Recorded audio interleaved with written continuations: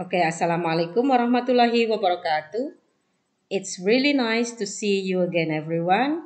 Though we still have an online class, but it's really nice to be with you together learning English. Okay, and for today's class, we're going to talk about passive voice. Dan pada sesi kali ini kita akan pelajari tentang kalimat pasif.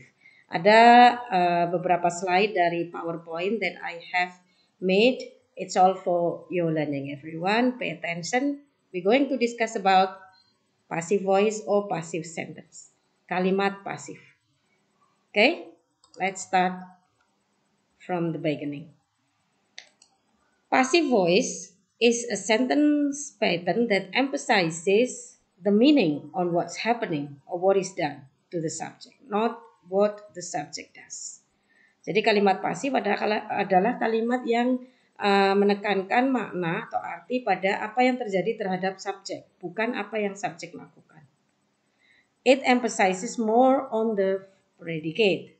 Dengan kata lain, lebih menekankan pada posisi pada predikatnya, bukan pada subjeknya.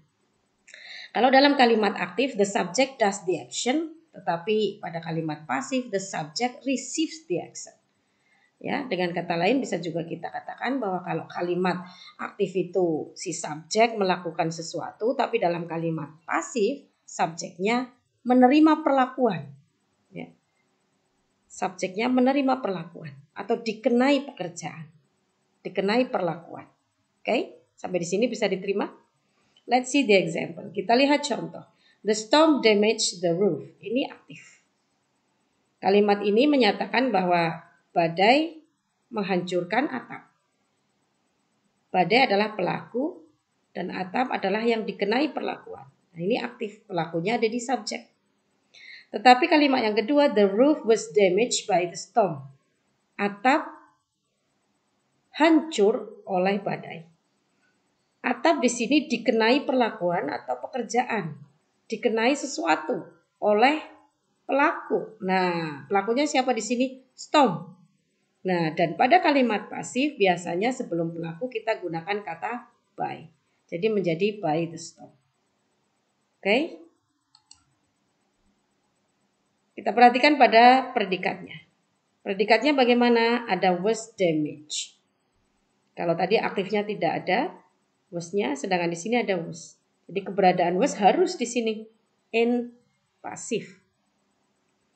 Maka ini disebut sebagai pola dasar dari kalimat pasif. Jadi harus ada be dan harus ada kata kerja bentuk ketiga. Oke, let's go on.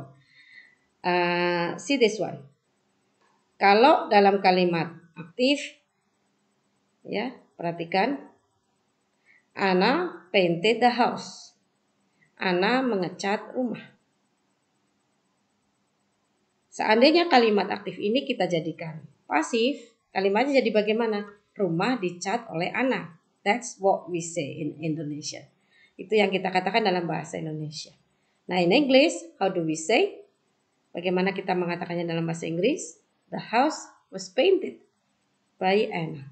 Jadi subjek kalimat pasif berasal dari objek kalimat aktif.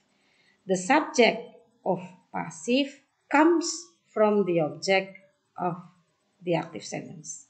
Sampai di sini bisa diterima? Okay, very good. Let's continue.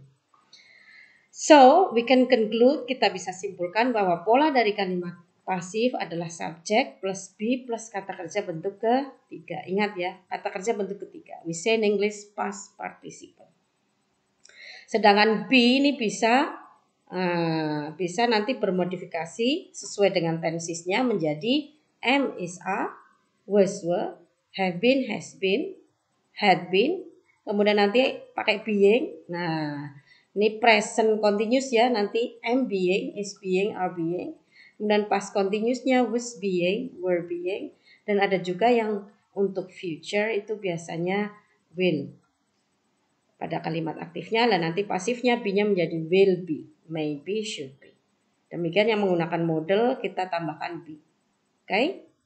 Sedangkan kata kerja bentuk ketiga contohnya seperti yang ada di sini sebelah kanan. Paint, painted, painted. Mana yang bentuk ketiga yang paling kanan? Painted. Wash, washed, washed. Yang paling kanan.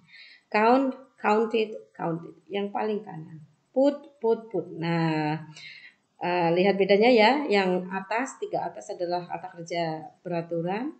Tinggal nambahin ed saja. Sedangkan yang put, put, put. Kemudian begin, began, began. Ini kata kerja tidak beraturan. Nah, Anda bisa pelajari dari kamus.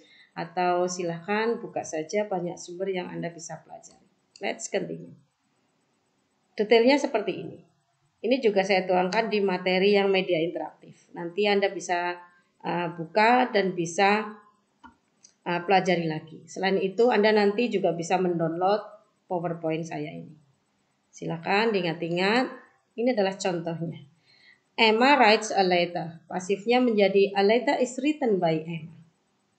Emma is writing a letter. A letter is being written by Emma. Emma wrote a letter. A letter was written by Emma. Demikian seterusnya di sini perhatikan.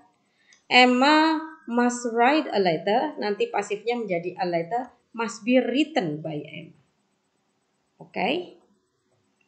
Anda bisa cermati, nanti bisa Anda download PowerPoint-nya dan bisa dipelajari lagi. Atau Anda juga bisa mengulang-ulang video presentasi pendek ini. Let's continue. Ini other examples. Okay? Now let's see. How about this sentence? Sekarang kita lihat. Ada satu kalimat. I will buy a new laptop tomorrow. Is it active or passive? What do you think? Bagaimana menurut Anda? Aktif atau pasif? That's right. It's active. And how about the passive? Lalu bagaimana membuatnya menjadi pasif? Seperti apa? Nanti subjeknya jadi apa? A new laptop. Okay.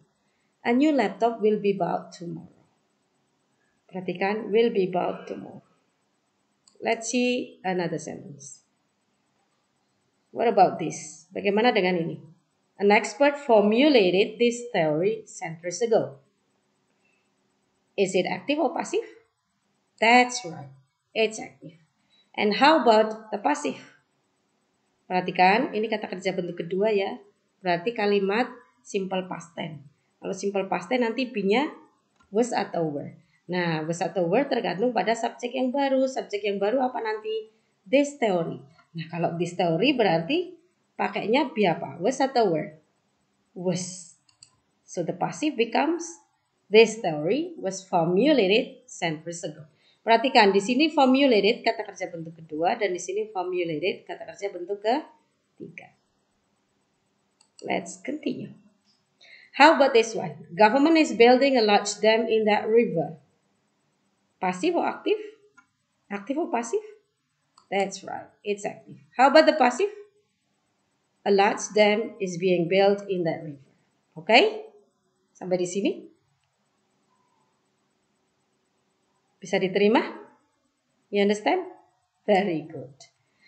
Lalu penggunaan kalimat pasif itu seperti apa berarti? Nah, dari beberapa contoh tadi yang sudah saya sampaikan, kalimat pasif lebih menekankan pada apa yang terjadi pada subjek dan bukan apa yang subjek lakukan. Maka biasanya penggunaan dari pasif adalah saat we don't know who did the action. Saat kita tidak tahu siapa yang melakukan.